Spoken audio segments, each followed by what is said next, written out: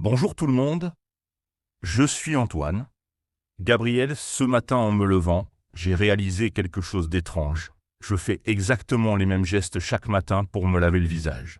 Bonjour et bienvenue sur Spoken French, cher auditeur. Ah Antoine, c'est drôle que tu mentionnes ça. Moi aussi j'ai mes petites habitudes matinales. Et vous, dites-nous dans les commentaires comment vous lavez-vous le visage le matin. Excellente question pour nos auditeurs.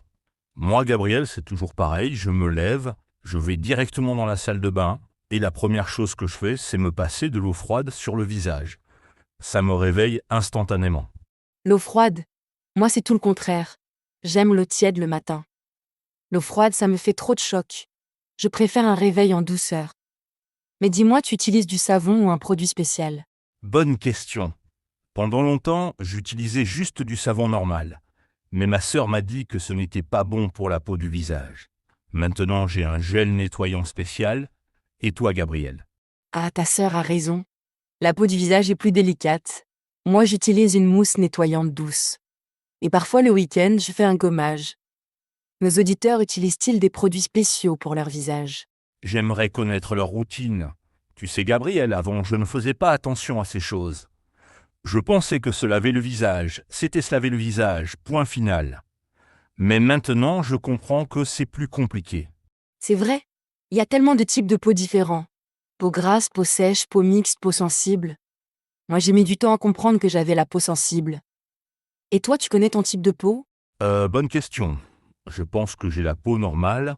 Enfin, j'espère. Comment on fait pour le savoir? Ma peau n'est ni trop grasse ni trop sèche, je crois.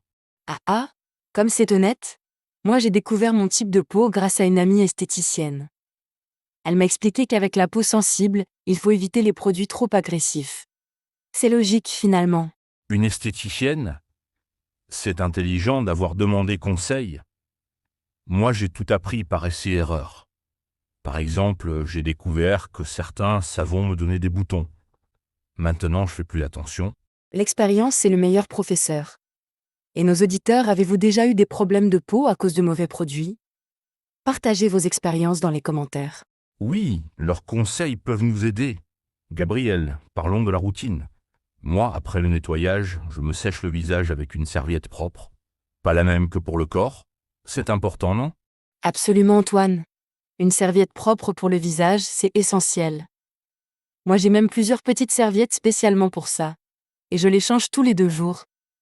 L'hygiène, c'est la base d'une belle peau. Tous les 2 jours. Moi, je change moins souvent, il faut que je m'améliore. Et après le séchage, Gabriel, tu mets quelque chose sur ton visage? Oui, j'applique une crème hydratante. Même si on a la peau grasse, il faut hydrater. C'est ce que m'a dit ma dermatologue. Une peau bien hydratée vieillit mieux et reste plus belle. Une dermatologue. Waouh, tu prends vraiment soin de ta peau. Moi, je n'en mets pas tous les matins, seulement quand ma peau tire un peu. Peut-être que je devrais faire comme toi? Ce n'est jamais trop tard pour commencer. Et tu sais Antoine, c'est aussi agréable. Ces quelques minutes le matin où on prend soin de soi, ça commence bien la journée. Nos auditeurs mettent-ils de la crème le matin?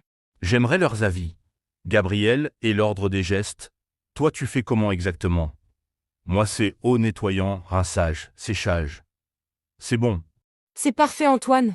Moi c'est pareil, d'abord je mouille mon visage à l'eau tiède, ensuite j'applique ma mousse nettoyante en massage doux, je rince bien, je tamponne avec ma serviette et enfin la crème. En massage doux. Moi, je frotte peut-être un peu trop fort. Il faut être délicat avec la peau du visage, c'est ça? Surtout autour des yeux. Exactement. La peau autour des yeux est très fine et fragile. Il faut y aller tout en douceur. Moi j'utilise même un produit spécial pour cette zone. Et je tapote avec l'annulaire, c'est le doigt qui appuie le moins fort. L'annulaire? Je ne savais pas ça. Tu m'apprends plein de choses, Gabriel. Et le matin, tu te regardes dans le miroir? Moi, parfois, j'évite, surtout si je me suis couché tard. Ah ah, moi au contraire j'aime bien me regarder le matin. C'est ma façon de me dire bonjour à moi-même. Et puis ça permet de voir si j'ai un bouton qui pousse ou si ma peau a besoin de plus d'hydratation. Se dire bonjour dans le miroir. C'est mignon, Gabriel. Et vous, chers auditeurs, vous vous regardez dans le miroir le matin? Êtes-vous content de ce que vous voyez? Bonne question. L'estime de soi, c'est important. Antoine, et le timing? Tu prends combien de temps pour te laver le visage? Moi, c'est environ 5 minutes avec toute la routine. 5 minutes.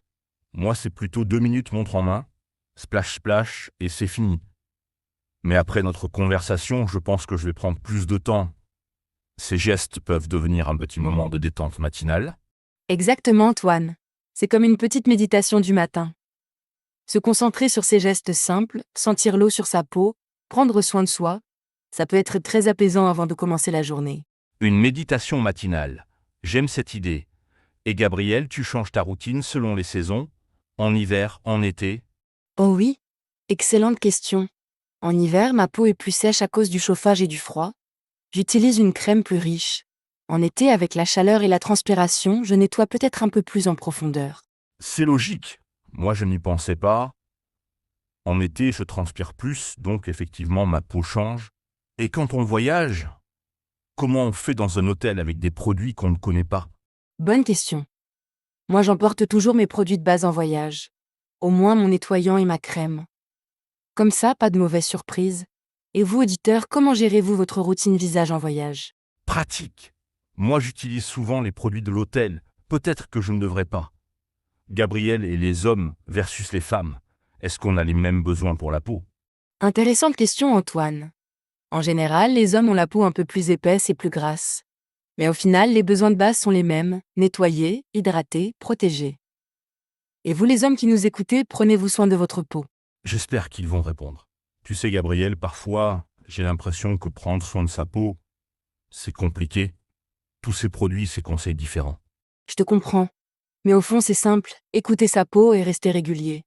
Pas besoin de 10 produits, un bon nettoyant, une bonne crème et de la constance. C'est déjà très bien. La constance. C'est vrai que je ne suis pas toujours régulier, parfois je zappe complètement le week-end. Est-ce que c'est grave, docteur Gabriel? Ah ah, docteur Gabriel. Non, c'est pas grave, mais la régularité aide vraiment. Même le week-end, même en vacances. C'est comme se brosser les dents, ça devient automatique. Bonne comparaison. Et les erreurs courantes? Qu'est-ce qu'il ne faut surtout pas faire le matin avec son visage? Oh, plein de choses. Utiliser de l'eau trop chaude, frotter trop fort. Utiliser des produits trop agressifs, oublier d'hydrater. Et surtout, ne jamais aller se coucher sans s'être démaquillé. Le démaquillage. Ça, c'est plutôt pour les femmes, non? Moi, je ne me maquille pas. Enfin, pas encore. Ah, Ah ah, même sans maquillage, il faut nettoyer le soir. La pollution, la poussière, la transpiration de la journée. Notre visage accumule plein de choses. Nos auditeurs nettoient-ils leur visage le soir aussi? ah oui, je n'y pensais pas. Moi, je ne lave mon visage que le matin. Il faut que je révise mes habitudes. Gabriel et les produits naturels, certaines personnes utilisent juste de l'huile d'olive ou du miel. Les produits naturels? Pourquoi pas, mais attention. Ce qui est naturel n'est pas forcément bon pour tous les types de peau. Le miel peut être bien pour certains, mais l'huile d'olive peut boucher les pores d'autres. C'est vrai, il faut faire attention. Et les conseils de grand-mère? Ma grand-mère me disait de me laver le visage au savon de Marseille. Ah, les grand-mères. Elles ont parfois raison. Le savon de Marseille peut convenir à certaines peaux, mais pas à toutes. Le mieux c'est d'essayer et de voir comment sa peau réagit. Nos auditeurs ont-ils des conseils de grand-mère? J'aimerais entendre leurs secrets de famille. Gabriel et l'âge, est-ce qu'on doit changer sa routine en vieillissant? Absolument, Antoine. Avec l'âge, la peau change, elle produit moins de sébum, devient plus sèche, plus fine. Il faut adapter ses soins. Plus d'hydratation, des produits plus doux, peut-être des soins anti-âge. L'anti-âge. À quel âge on commence? Moi j'ai 30 ans, c'est trop tôt ou trop tard? Jamais trop tôt, jamais trop tard. La prévention, c'est le mieux. Même à 20 ans, une bonne crème hydratante avec protection solaire, c'est déjà de l'anti-âge. Et vous, cher auditeur, à quel âge avez-vous commencé à vraiment prendre soin de votre peau? Bonne question. Moi j'ai commencé tard, vers 25 ans. Gabriel, parlons budget. Faut-il dépenser beaucoup pour avoir une belle peau? Pas forcément, Antoine. Il y a d'excellents produits abordables en pharmacie. L'important, c'est la régularité et choisir des produits adaptés à sa peau, pas forcément les plus chers. Ça me rassure. Et les conseils gratuits? Ou peut-on avoir des conseils fiables sans payer? En pharmacie, les pharmaciens sont formés pour conseiller. Et parfois, il y a des esthéticiennes qui font des diagnostics de peau gratuits. Internet aussi, mais attention aux sources. Nos auditeurs ont-ils de bonnes adresses? Excellente question. Gabriel, récapitulons pour nos auditeurs la routine matinale parfaite selon toi? D'accord. Eau tiède, nettoyant doux en massage délicat, rinçage soigneux, séchage en tamponnant, crème hydratante adaptée. Et surtout, régularité et douceur. Moi, j'ajouterais prendre son temps et se faire plaisir. Ces quelques minutes peuvent devenir un moment de bien-être quotidien. Et écouter sa peau, si ça tire, si ça brille, si ça réagit mal. Parfait Antoine, écouter sa peau, c'est essentiel. Et nos chers auditeurs, maintenant que nous avons parlé de tout ça, allez-vous changer quelque chose à votre routine matinale? Oui, dites-nous, si vous avez des questions spécifiques sur les soins du visage, n'hésitez pas. On fera peut-être un épisode spécial avec vos questions.